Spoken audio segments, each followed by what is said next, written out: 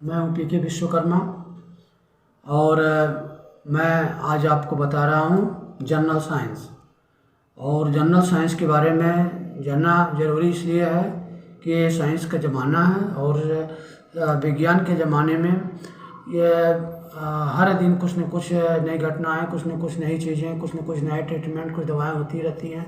इसलिए आपको इस जनरल साइंस के बारे में जानना ज़रूरी है और जनरल साइंस के बारे में पढ़िए और आपकी किताबों में भी आती है, दैनिक जीवन में भी काम में आता है। तो आप इसको पढ़िए, इसको देखिए, इस वीडियो को पूरे देखिए, स्किप मत कीजिएगा। इसका स्क्रीन पर भी मैं उसे दिखा रहा हूँ, आप चाहें तो इसका स्क्रीन शॉट भी कर सकते हैं और स्क्रीन शॉट करके उसको लिख भी सकते हैं और लिख करके उसे याद भी कर सकते हैं। आपके कंपटीशन वगैरह में भी आते हैं।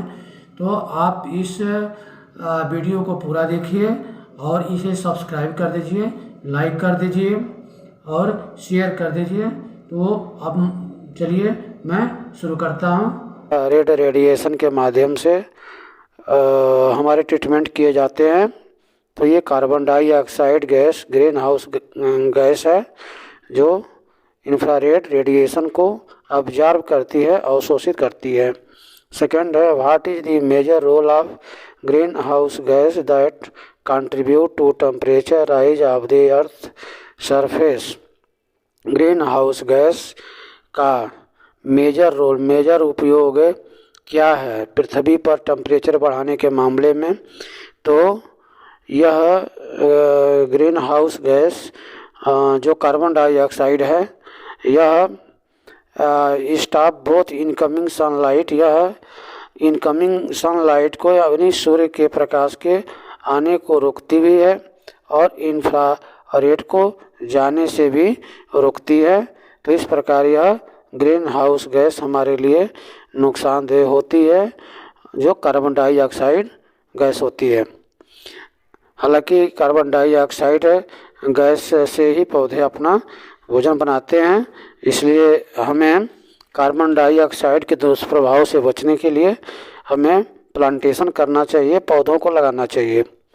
नेक्स्ट है, ozone is mostly found in the stratosphere. Ozone मुख्य रूप से स्ट्रेटोस्फीयर में पाया जाता है और ओजोन का कार्य है अल्ट्रावायलेट रेडिएशन को रोकना फ्रॉम द सन। सूर्य से आने वाली अल्ट्रावायलेट रेडिएशन को ओजोन रोकती है, जो बीच में ओजोन की परत होती है।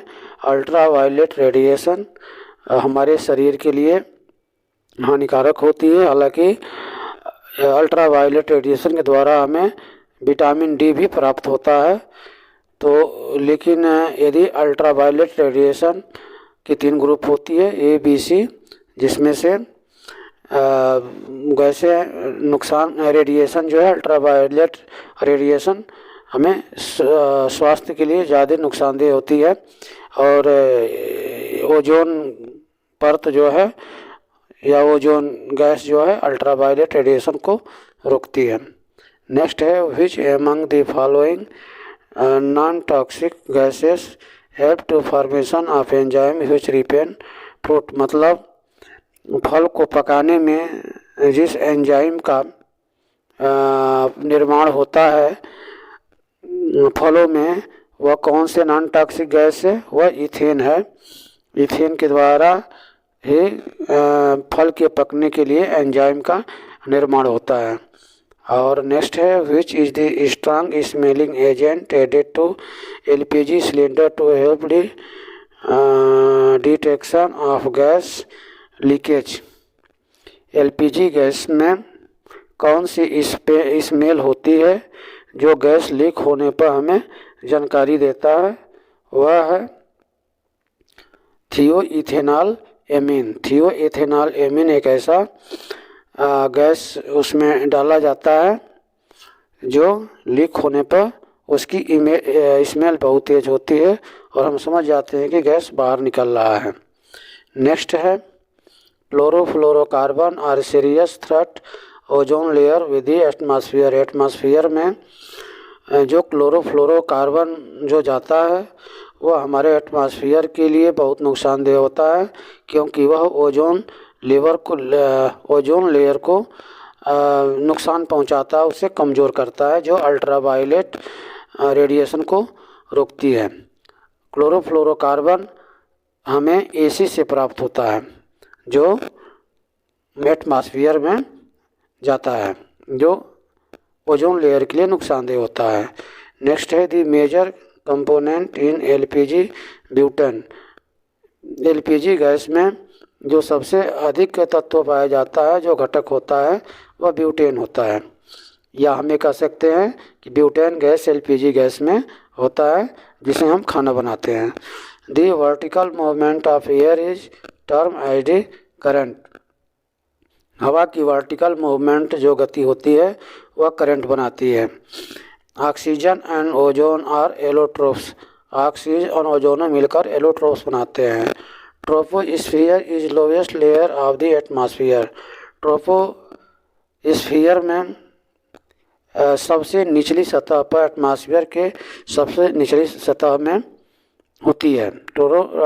Troposphere is lowest layer of the atmosphere. Atmosphere के सबसे लोवेस्ट लेयर में ट्रोपोस्फीयर होती है। नेक्स्ट है methane is the major constitution of biogas. Biogas मतलब जो जिसे आप गोबर गैस के भी नाम से जानते हैं। तो बायोगैस में सबसे अधिक जो मेजर कॉन्स्टिट्यूट होता है वह मीथेन होता है। Sea breeze is form during day time. 13 है yellow lamps are frequently used as street light. पीली yellow lamps are frequently used as street light. Yellow lamp या पीले बल्ब का प्रयोग हम स्ट्रीट लाइट के रूप में करते हैं। विच among the following gases is used in the lamps. तो उसमें कौन सी गैस भरी जाती है जो पीली वाली बल्ब होती है, जो गलियों में जिसका अक्सर प्रयोग किया जाता है, उसमें किस गैस का उपयोग होता है? तो उसमें सोडियम गैस का उपयोग होता है। उस बल्ब में सोडियम गैस भरे जाते हैं। नेक्स्ट है the atmospheric air is help to the earth by gravity. Atmosphere की जो हवा होती है, जो वातावरण की हवा होती है, वह पृथ्वी के ग्रेविटी से जुड़ी होती है, या पृथ्वी के ग्रेविटी के कारण, उसके गुरुत्वाकर्षण के कारण पृथ्वी तक वातावरण में पृथ्वी तक आती है। The noble gases used for treatment of cancer. Cancer जैसी भयंकर बीमारी के लिए जिस गैस का प्रयोग किया जाता है उस गैस का नाम है argon. Troposphere is the hottest part of the atmosphere. Troposphere, atmosphere के ट्रोपोस्फीयर सबसे गर्म भाग होती है, क्योंकि it is heated by the earth surface, और उसी के वजह से पृथ्वी भी गर्म होती है। तो इस प्रकार आप ये समझ गए होंगे कि कुछ गैसेस हैं जो आए दिन हमारे ज़ुबान पर होती है, उसका क्या उपयोग है। आप इसको अच्छी तरह से आपको समझ लेना चाहिए, पढ़ लेना चाहिए, लिख लेना चाहिए, स्क्रीनशॉट करके लिख करके तैयार करना चाहिए। धन्यवाद।